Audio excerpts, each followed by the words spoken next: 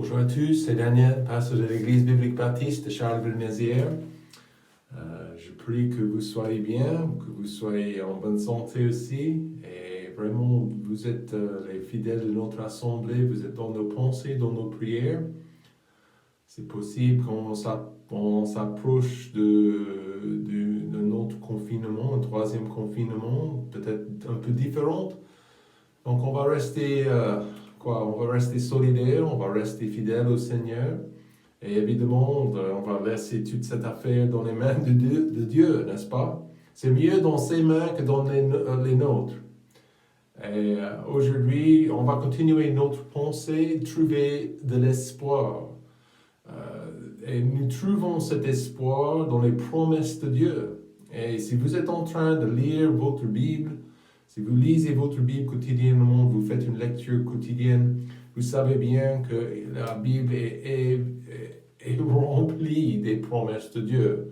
Donc c'est à vous de les miner pour vous-même, de les trouver pour vous-même, pour vous encourager, pour restaurer votre âme et votre esprit, pour continuer, pour vivre. Trouvez dans vos Bibles aujourd'hui, dans le Nouveau Testament, 1 Jean chapitre 1, versets 8, 9 et 10. 8 à 10, 1 Jean chapitre 1. Et évidemment, c'est un passage, encore un autre passage, très cher, très important pour le chrétien, pour le croyant. 1 Jean 1, verset 8, la Bible dit, « Si nous disons que nous n'avons point de péché, nous nous séduisons nous-mêmes, et la vérité n'est point en nous.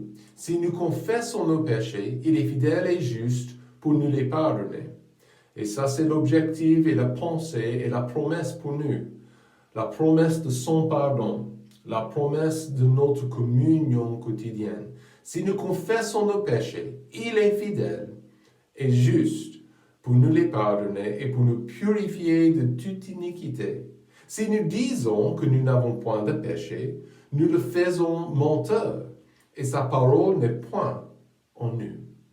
Prions. Père, merci de ce passage, merci pour cette belle promesse qui se trouve dedans. Je te prie que tu bénisses cette leçon et que tu nous fortifies, que tu nous encourages.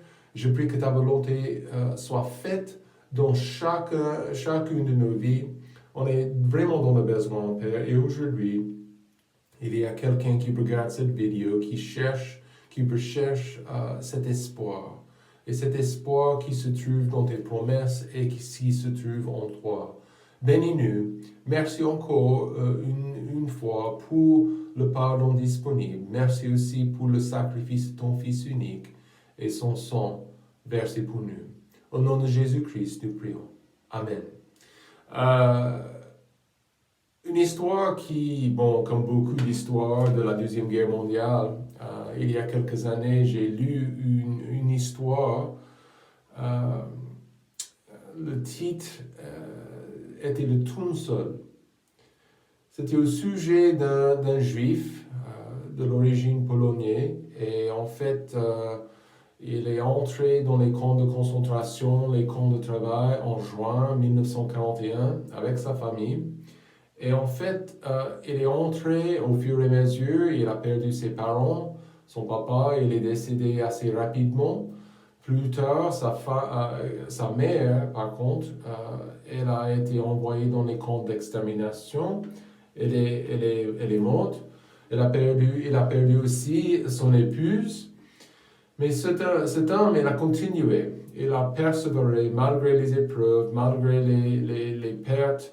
Et pendant ces atrocités de la Shoah, il a survécu. Mais pendant, si je ne me trompe pas, c'était en 1943.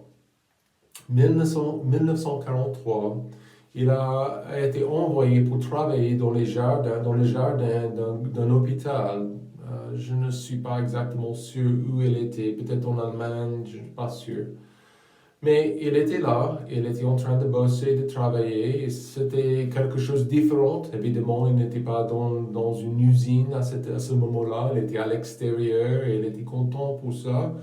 Les infirmières lui ont donné des fois quelque chose à manger et il était content de ça. Mais au fur et à mesure, une infirmière a quitté l'hôpital et lui a demandé de venir avec elle. Donc il est monté l'escalier avec elle et elle l'a laissé dans une chambre, à la porte d'une chambre. Et dans cette chambre, il y avait un monsieur qui était sur un lit, et il avait des pansements presque partout qui a complètement couvert son visage. Et les yeux étaient visibles, la bouche évidemment était visible aussi, mais ce monsieur était un soldat, un Allemand. Et cet Allemand, il a posé une question. Il s'est exprimé et il a demandé à Simon, et je m'excuse, je n'ai pas donné le nom de ce monsieur, Simon Wiesenthal, ça c'était son nom, Simon. Et Simon, il a entendu la requête de ce soldat allemand. Le soldat lui a demandé, est-ce que c'est possible pour vous, comme un juif, de me pardonner à cause de toutes les bêtises et les atrocités que j'ai faites au nom d'Allemagne contre les Juifs. Imaginez. Et Simon, tout de suite, il a refusé. Il a dit que c'est pas possible, je ne peux pas vous accorder le pardon. Parce qu'évidemment, ce soldat était en train lentement de mourir. Et Simon, il a dit, je ne peux pas. Je ne vous connais pas, je ne connais pas non plus les détails de votre situation, de vos activités, ce que vous avez fait, soit bien, soit mauvais. Donc, je ne peux pas. Donc, il a quitté la chambre. Et le lendemain, le soldat lui a demandé encore une fois, et Simon, il est entré dans la chambre, et encore une fois, le combattant, il a demandé aux Juifs de pardonner ses bêtises et ses atrocités contre les Juifs. Et encore une fois, Simon, il a refusé, il a quitté la chambre assez rapidement, et il était super perturbé. Imaginez, il était perturbé, agité par cette requête. Et il n'avait pas la capacité de pardonner ce monsieur, mais quelques jours plus tard, il n'avait rien entendu, il est monté l'escalier discrètement, et il est entré dans la chambre, et le soldat n'était plus là. Il est mort. Et c'est une question, cette histoire nous présente une question aujourd'hui, évidemment, est-ce qu'il y a des limites au pardon? Est-ce qu'il y a des limites à ce que Dieu peut faire pour nous? Et il y a des gens dans le monde qui nous disent que Dieu ne peut pas pardonner chaque péché. Mais quand nous arrivons dans les Écritures, nous lisons la parole de Dieu pour nous-mêmes, nous trouvons que ça c'est faux. Pour Dieu, il n'y a pas de limite. Il peut pardonner. Il est prêt de pardonner. Et en fait, le besoin du pardon, c'est fondamental aux humains. Donc évidemment, nous sommes tous dans le besoin du pardon. Mais c'est sûr et certain, il y en a beaucoup qui ne sont pas vraiment d'accord pour le chercher. Nous avons tous transgressé la loi de Dieu. Nous avons tous fait des bêtises et nous sommes tous, selon la loi de Dieu, nous sommes tous coupables. Mais c'est uniquement l'enfant de Dieu qui accepte Christ. Voilà celui qui est pardonné. Donc en gros, il y a deux types de personnes dans le monde. Il y a ceux qui sont pardonnés et ceux qui sont condamnés. Aussi simple que ça. Donc si vous avez pris votre décision personnelle d'accepter, de faire confiance à Jésus, à ce qu'il a fait pour vous à la croix, la Bible déclare que vous êtes sauvés et pardonnés. De combien de vos fautes? Combien de vos péchés? Toutes les fautes. Tous les péchés. Soit ce que j'ai fait à 14 ans, soit ce que je ferai à 64 ans. Et juste pour vous dire, j'ai 44 aujourd'hui. Mais c'est comme ça. Le pardon est une promesse. Romains chapitre 1, verset 14, la Bible dit, en Christ, nous avons la rédemption par son sang, la rémission des péchés. Donc, la Bible déclare que c'est le sang de Jésus. Dans notre passage, 1 Jean 1,7, dernière phrase, la Bible dit que le sang de son Fils Jésus-Christ nous purifie de combien de péchés? Du péché. Donc, ça dit tout. Pour nous, aujourd'hui, ça c'est une très très bonne nouvelle. Nous pouvons vivre ce pardon. Nous pouvons vivre avec la réalité d'être pardonnés. Et Dieu, dans sa grâce, il nous rend juste au moment de notre salut.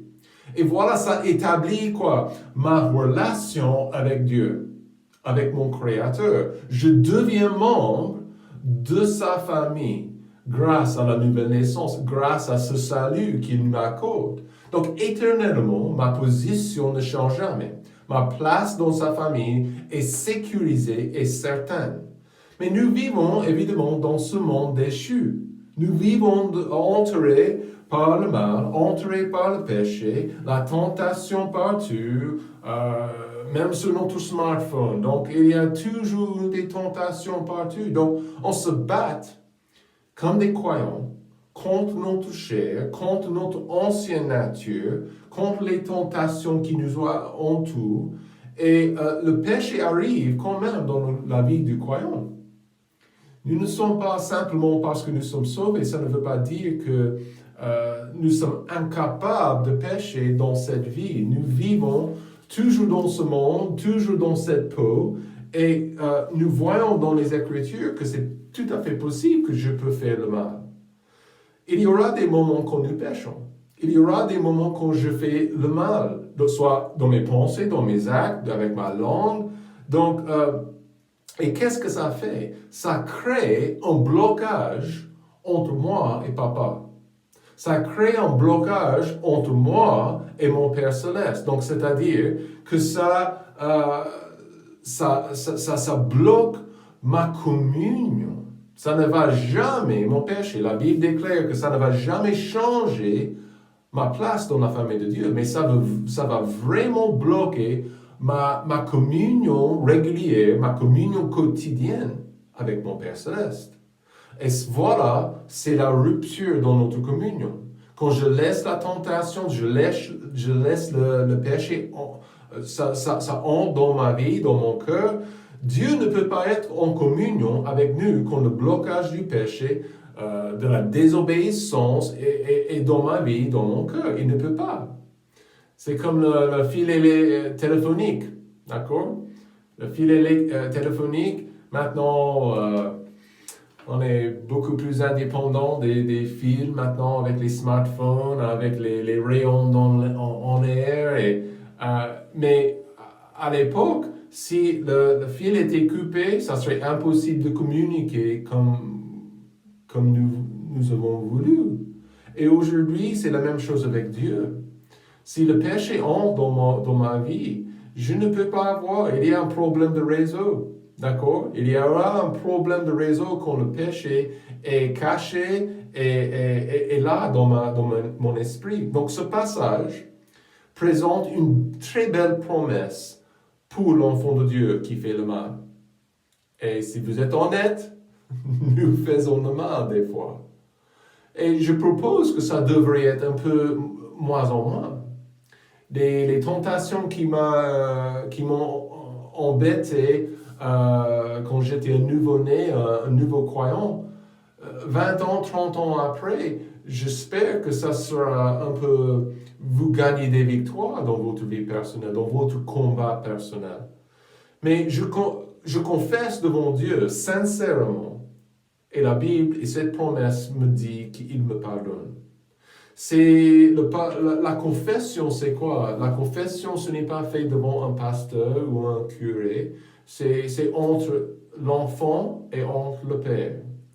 Et la confession, c'est d'être d'accord avec Dieu par rapport à mon péché.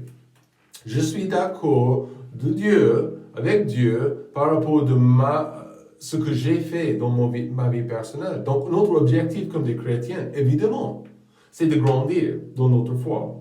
C'est de marcher correctement, de mieux en mieux avec Dieu comme son Fils. Donc, en faisant cela, Dieu nous donnera la force pour dire non au péché, pour résister à la tentation. Mais attention, nous avons besoin de cette marche. Si vous n'êtes pas en train de marcher avec Dieu, de lire la Bible, de prier, d'assister à l'Église,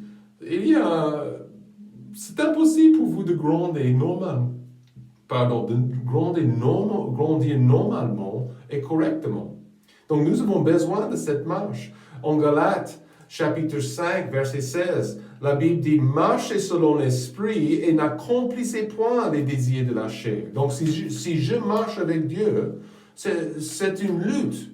Parce que le monde me dit de venir et d'accepter leurs bêtises, mais à l'autre côté, ma nouvelle nature et mon Seigneur, il me dit le contraire. Et c'est important pour moi de comprendre, dans cette lutte, dans ce combat spirituel, le pardon est toujours disponible. Toujours disponible. Et c'est important pour nous, en lisant ce passage, nous comptons sur la promesse du pardon. D'accord? Donc, voyez avec moi. Et nous trouvons de l'espoir en lisant ces vérités. Donc, comptez sur la promesse du pardon, première chose, à cause de la réalité de notre échec. Verset 8, dans notre passage, la Bible dit, si nous disons que nous n'avons point de péché, nous nous séduisons nous-mêmes, et la vérité n'est point en nous. Verset 10, si nous disons que nous n'avons point de péché, nous le faisons menteur, et sa parole n'est point en nous. La nature du péché, la tentation, c'est que nous pouvons être séduits à l'accepter dans notre vie. Verset 1 de chapitre 2. « Mes petits enfants, je vous ai écrit ces choses afin que vous ne péchiez point. Et si quelqu'un a péché. » Donc c'est conditionnel et c'est possible. Nous avons un avocat du Père, un avocat auprès du Père, Jésus-Christ le juste. Donc, Ève dans le jardin, Adam dans le jardin d'Éden, c'est nos premiers parents ont été séduits par la tentation. Séduits à accepter le péché et le mal. Hébreux chapitre 3, verset 13, la Bible dit que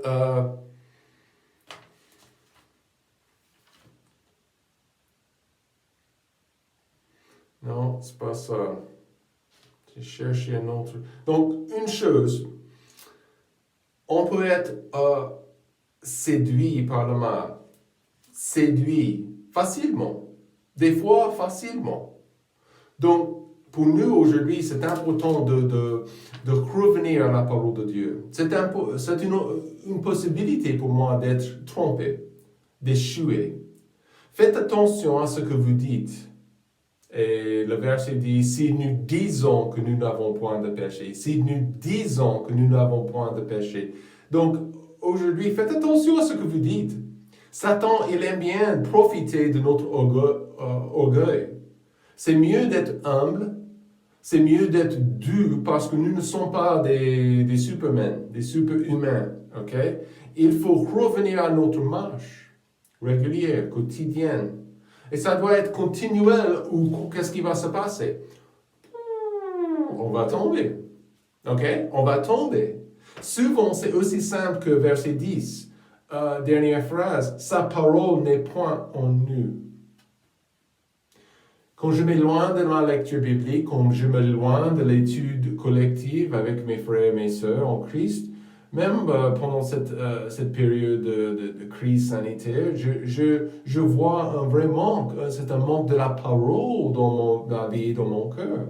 Et qu'est-ce qui arrive dans mon cœur et dans ma vie quand je manque la parole de Dieu? Des échecs.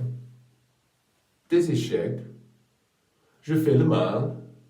Jésus-Christ était le seul humain à avoir été en droit de dire qu'il était sans péché. Et nous voyons ça dans le Nouveau Testament, clairement.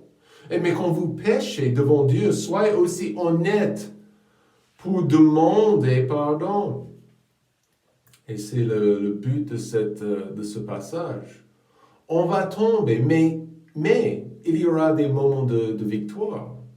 Des moments quand vous réussissez. Et pour nous, pour l'enfant de Dieu, si vous êtes en train de marcher avec Dieu, de grandir, vous allez remarquer la différence, la force qu'il vous donne pour vaincre la tentation. Donc, soyez honnête quand vous devez confesser. La personne en verset 8 et la personne en verset 10, ils disent « Oh, je n'ai pas de péché, il n'y a pas de souci, pas de problème, je vais bien. » Jean a dit « Nous nous séduisons nous-mêmes. » On se trompe. La vérité n'est point en nous. Donc, il faut être franc. Il faut être honnête avec soi-même, honnête devant Dieu. Soyez honnête quand vous devez confesser. Des fois, ça sera nécessaire de demander pardon de votre proche, de votre conjoint, de votre femme, de votre époux. Et ne pas compliquer votre situation en disant qu'il n'y a pas de problème, il n'y a pas de souci. Mais si, le péché, c'est comme un cancer. Et on ne peut pas laisser les racines du cancer dans notre vie. Donc, comptez sur la promesse du pardon à cause de la réalité de notre échec. Nous ne sommes pas parfaits. Nous faisons des erreurs, des fois, des grosses erreurs. Soyez honnêtes devant Dieu. Mais aussi, comptez sur la promesse du pardon à cause de l'efficacité de la vraie confession. Verset 9, et nous voyons la promesse. Si. Et je vois ce premier mot 3 fois, nous voyons si. Si. Si, c'est conditionnel. Si nous confessons nos péchés, donc ça me dit une chose. Chaque croyant ne confesse pas. Si nous confessons nos péchés, il est fidèle et juste pour nous les pardonner et pour nous purifier de toute iniquité. Si nous sommes honnêtes avec nous-mêmes, c'est normal d'être honnête avec Dieu. D'accord? Si je suis honnête en moi, que j'ai un problème, que j'ai transgressé la loi de Dieu, mes iniquités sont évidentes, donc je serai honnête avec Dieu par rapport à mes péchés aussi. Proverbe 28, verset 13, la Bible dit « Celui qui cache ses transgressions ne prospérera point, mais celui qui les confesse et qui les abandonne, confesser et abandonner, obtiendra miséricorde. » La tendance des humains, c'est de faire quoi? Et nous voyons ça dans la Bible. Combien d'illustrations des gens qui ont essayé de couvrir ou de cacher leur péché. Nous voyons des illustrations de cette pensée presque partout dans la Bible. Mais il y a une grande efficacité pour le croyant qui confesse sincèrement, et je propose aujourd'hui, régulièrement. Ce dimanche, s'il y a quelque chose dans votre cœur et vous ne l'avez pas confessé, aujourd'hui c'est le moment. Ce n'est pas, ne pas se patienter pour quelques jours de plus. Aujourd'hui c'est le moment. Et c'est le moment également, comme nous venons de dire, de l'abandonner. Je peux dire une chose, je peux demander pardon, mais si je reviens à la même chose, le même problème, le même péché, 30 minutes plus tard, ça ne marche pas devant Dieu. Je propose que peut-être, notre confession n'était pas super sincère. Donc, il y a une grande efficacité pour le croyant qui confesse sincèrement et régulièrement. Je demande pardon. Et la Bible nous dit, il est prêt de me pardonner.